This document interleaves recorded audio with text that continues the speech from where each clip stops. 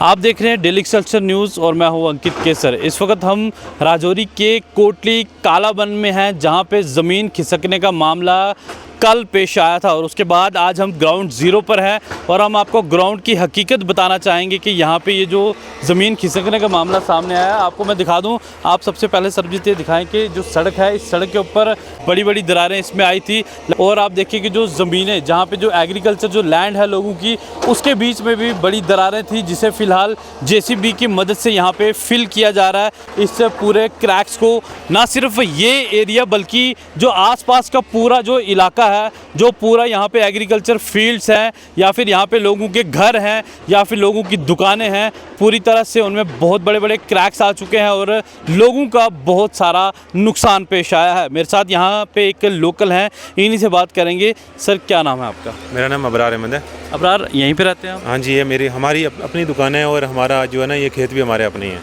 ये ज़मीन खिसकने का मामला कब पेश आया और कितना नुकसान यहाँ पे घरों को पहुँचा है और कितनी एग्रीकल्चर जो लैंड है वो यहाँ पे तबाह हुई है?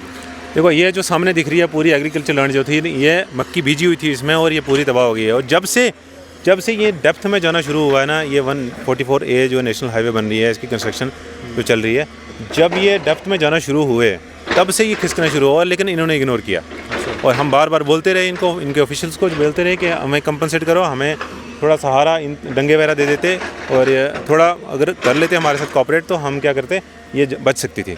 और लेकिन कल सुबह जो मामला सामने आया, ये देखो, यहाँ पे अभी एक बच्चा फंसा था, उसके बाद ये मशीन आई है। ठीक है, बच्चे की लात फंसी थी और उसके बाद ये मशीनें वगैरह मंगाई हैं हमने। और एक जितने इतने बड़े बड़े क्रैक्स हैं कि एक क्रैक में 2 बंदे खड़े हो सकते हैं अंदर।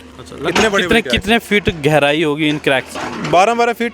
अच्छा, इतना तो होगा। तो क्या इससे पहले कभी यहाँ पे इस इलाके में इस तरह का मामला सामने आया या फिर जब से ये रोड बनना शुरू हुई है तब से हुआ है ये? इससे पहले कभी किसी ने नहीं देखा।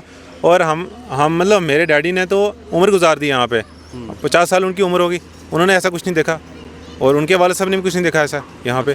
और ये, हाँ, ये पहली बार हुआ, ये रोड के काम करने और उसके नेग्लिजेंस की वजह से हुआ।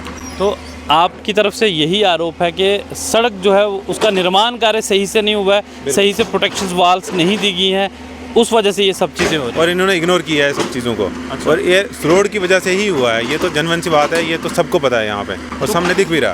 तो क्या एडमिनिस्ट्रेशन की तरफ से कोई रिप्रेजेंटेटिव्स यहाँ पे सुबह से आए? सुबह DC साहब आए थे, OCR साहब आए थे, तहसीलदार साहब आए थे रात को, लेकिन अभी तक कोई कंपनसेशन, कोई हमें रिलीफ के लिए कोई शेड वगैरह कोई शेल्टर प्रोवाइड नहीं हुआ। फिलहाल उन्होंने क्या आश्वासन दिया आप? उन्होंने क्या कुछ कहा? रेजिडेंट जो है वो हम शिफ्ट करेंगे कहाँ पे, अपने पंचायत घर में, और मिडिल स्कूल है यहाँ पे, समर वेकेशन चल रही है, वहाँ पे शिफ्ट करेंगे।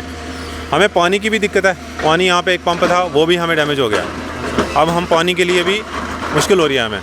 और रहने का जो था हमारा यही था, 2 कमरे थे हमारे और 3 जो है ना बेसिक लाइवलीहुड के लिए यही दुकानें थी, और ये दुकानें भी डैमेज हैं, बिल्कुल डैमेज हैं, और ना सामान निकालने के लिए अभी हम हैं कि कहीं रखें, ऐसा भी कुछ। आप मुझे बताएं कि जब ये दरारें पड़ना शुरू हुई, जब ये क्रैक्स आना शुरू हुए, तो कितने ऐसे घर हैं जो पार्शली डैमेज हुए हैं या फिर कितने ऐसे घर हैं जो पूरी तरह से डैमेज हो चुके हैं इन दरारों की वजह से, और कितना नुकसान आप समझते हैं लाखों करोड़ों में? ये देखो, ज़मीन का तो अभी मुझे देखो सामने जो दिख रही है यही है मेरे हिसाब से, और उस साइड से जो हमारे घर के नीचे भी जो उधर से आ रहा है, रास्ता आ रहा है, तो वो रोड की वजह से वो डैमेज हो गया हुआ है, रास्ता भी नहीं है, और जो आगे वाला मकान था वहाँ पे एक दिन भी बंदे नहीं रहे। पक्का मकान उन्होंने बनाया और अभी तक एक दिन भी नहीं रहे और वो डैमेज हो गया हुआ है। आप चल के देख सकते हो वहाँ पे, ये वाला मकान है, इसके सामने दरार पड़ी हुई है, ये भी डैमेज समझो।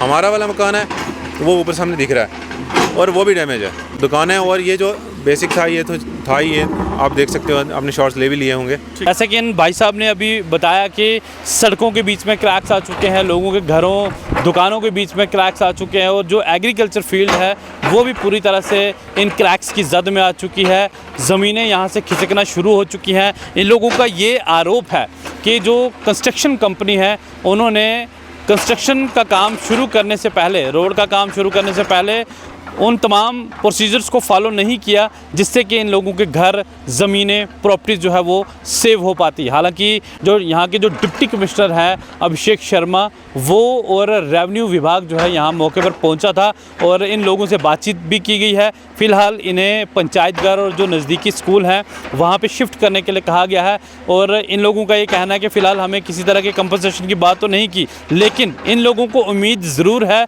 यहाँ के डीसी से कि ज़रूर ही इन लोगों को कंपनसेशन जो है वो मिलेगा। और रेवेन्यू विभाग जो है कल से ही यहाँ पे जो है उनकी टीमें आना शुरू हो चुकी थी और जो कंसर्न तहसीलदार हैं फ़िलहाल जिनके पास चार्ज है इस तहसील थाना मंडी का, वो भी कल रात को यहाँ पे पहुँचे थे और दीगर जो ऑफिशियल्स हैं वो यहाँ पे पहुँच रहे हैं और कंस्ट्रक्शन कंपनी के जो ऑफिशियल्स हैं वो भी यहाँ पे आ रहे हैं इन लोगों से बातचीत करने के लिए, ताकि पूरी तरह से इनकी बातचीत सुनी जाए और जितना जिसका नुकसान हुआ है उसी के अकॉर्डिंगली जो है उनकी भरपाई की जा सके। अपने साथी सरबजीत के साथ राजौरी के कालाबन कोटली इलाके से डेली एक्सेलसियर न्यूज़ के लिए मैं अंकित केसर।